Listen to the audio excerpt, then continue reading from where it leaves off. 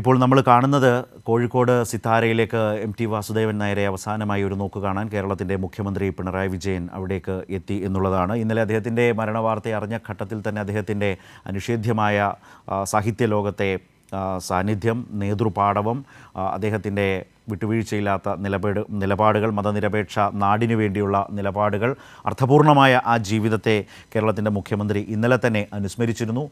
സംസ്ഥാന സർക്കാർ 2 ദിവസത്തെ ഔദ്യോഗിക ദുഃഖാചരണം പ്രഖ്യാപിച്ചിട്ടുണ്ട്. ഇന്ന് സംസ്ഥാന സർക്കാരിൻ്റെ മന്ത്രിസഭാ യോഗം അടക്കം മാറ്റിവെച്ചുകൊണ്ടാണ്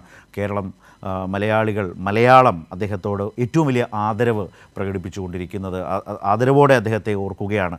അദ്ദേഹത്തെ അവസാനമായി ഒരു നോക്ക് കാണാൻ കേരളത്തിൻ്റെ മുഖ്യമന്ത്രി ഇപ്പോൾ കോഴിക്കോട്ടേക്ക് എത്തിയിരിക്കുകയാണ്. കണ്ണൂരിലായിരുന്നു അദ്ദേഹത്തിന് ഇന്ന് പരിപാടികളൊക്കെയും പ്ലാൻ ചെയ്തിരുന്നത്. രാവിലെ 11 മണിക്ക് വാർത്താസമ്മേളനമൊക്കെ നേരത്തെ പറഞ്ഞിരുന്നു. പക്ഷേ അതെല്ലാം മാറ്റിവെച്ചുകൊണ്ട് കോഴിക്കോട്ടേക്ക് കണ്ണൂരിൽ നിന്ന് അദ്ദേഹം എത്തുകയാണ് എം.ടിയെ ഒരു നോക്ക് കാണാൻ. മുമ്പ് പലപ്പോഴും സംസാരിച്ചപ്പോൾ പറഞ്ഞിട്ടുള്ളതുപോലെ തന്നെ തിരൂർ തുഞ്ചൻ പറമ്പിൻ്റെ നിഷേധ്യമായ നേതൃത്വം ഇന്ന് കാണുന്ന ഏറ്റവും അഭിമാനകരമായ മലയാളത്തിൻ്റെ ഏറ്റവും പ്രിയപ്പെട്ട ഇടമായി, ആദരവോടെ നമ്മൾ കാണുന്ന ഇടമായി, അവിടെ ഒരു മലയാളം സർവകലാശാല തന്നെ ആ ക്യാമ്പസിൽ രൂപപ്പെടുന്ന അങ്ങനെ ഒരു ക്യാമ്പസ് തന്നെ അവിടെ രൂപപ്പെടുന്ന നിലയിൽ വർഗീയത ആഴത്തിൽ വേരോടുന്ന ഒരു കാലത്ത് അത്തരം വർഗീയ ചിന്തകളെയെല്ലാം അകറ്റി നിർത്തി തിരൂർ തുഞ്ചൻ പറമ്പിനെ ആ നിലയിൽ മതനിരപേക്ഷമായ ഒരു ഭൂമിയാക്കി നിലനിർത്തിയ നിലയിൽ, അതുപോലെ സാഹിത്യ അക്കാദമിയുടെ അധ്യക്ഷ സ്ഥാനം വഹിച്ച എം.ടി, അങ്ങനെ ഒട്ടേറെ തലങ്ങളിൽ അദ്ദേഹത്തിൻ്റെ ഭാഷയ്ക്ക് വേണ്ടിയുള്ള മലയാള ഭാഷയ്ക്കും സംസ്കാരത്തിനും ഒക്കെ വേണ്ടി അദ്ദേഹം നിലയുറപ്പിച്ച് നടത്തിയിട്ടുള്ള പോരാട്ടങ്ങൾ, ഇതെല്ലാമാണ് അദ്ദേഹത്തെ ഏറെ ആദരവോടെ എല്ലാവരെയും അദ്ദേഹത്തെ ഓർക്കാനും ബഹുമാനിക്കാനും ഇടവരുത്തുന്നത്. അദ്ദേഹത്തിൻ്റെ വസതിയിൽ മുഖ്യമന്ത്രി എത്തിയിരിക്കുകയാണ്.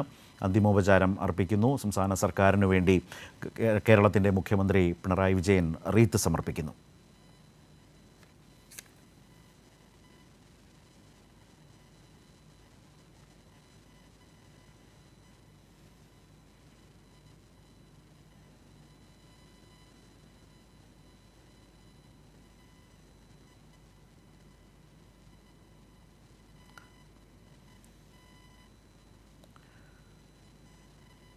ഇപ്പോൾ എം.ടിയുടെ കുടുംബാംഗങ്ങൾക്കൊപ്പം മുഖ്യമന്ത്രി അവിടെ തുടരുകയാണ്.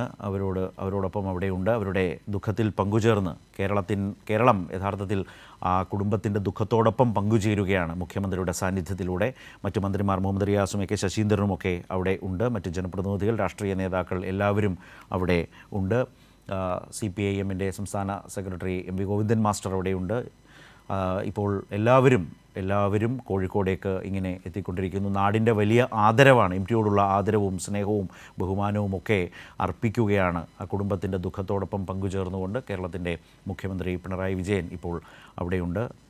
അവരോട് സംസാരിച്ച് അന്തിമോപചാരം അർപ്പിച്ച് അവിടെ നിന്ന് മടങ്ങുകയാണ്. നമ്മൾ ആ ദൃശ്യങ്ങളാണ് കണ്ടുകൊണ്ടിരിക്കുന്നത്. അല്പം മുമ്പാണ് മുഖ്യമന്ത്രി അവിടെ വന്ന് അന്തിമോപചാരം അർപ്പിച്ചത്. കേരളത്തിൻ്റെ ആദരവാണ് മുഖ്യമന്ത്രിയുടെ അന്തിമോപചാരത്തിലൂടെ അവിടെ അർപ്പിച്ചത്. അവിടെ നിന്ന് അദ്ദേഹം പുറത്തേക്ക് പോവുകയാണ്.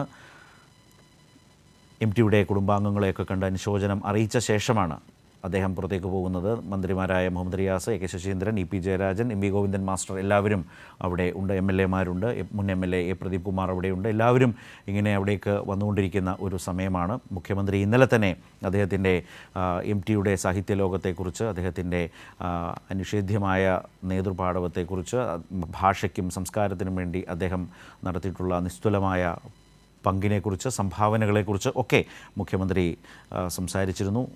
ഇപ്പോൾ അദ്ദേഹം ആ വീട്ടിൽ തന്നെ അവിടെ നിന്ന് പുറത്തേക്കിറങ്ങി അവിടെ ഇരിക്കുകയാണ്. എല്ലാവരുമായും സംസാരിച്ച് തുടർ കാര്യങ്ങളൊക്കെ, വൈകുന്നേരമാണ് സംസ്കാര ചടങ്ങുകളൊക്കെ ഇപ്പോൾ ക്രമീകരിച്ചിട്ടുള്ളത്. അതെല്ലാം അന്വേഷിച്ചും ഒക്കെ കേരളത്തിൻ്റെ മുഖ്യമന്ത്രി അവിടെ തുടരുകയാണ് എന്നുള്ളത് കൂടിയാണ്.